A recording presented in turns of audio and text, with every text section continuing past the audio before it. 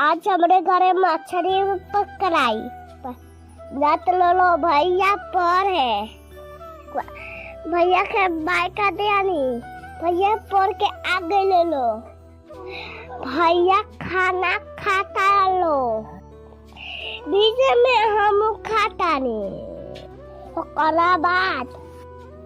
कुदारी खाई नहीं पंडिया के दे जानी बान लगाए लगना बान बन गई बा पानी उतारता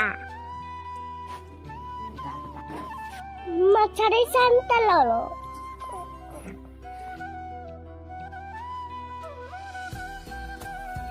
छुटका छुटका मुंह पकड़ ले बाने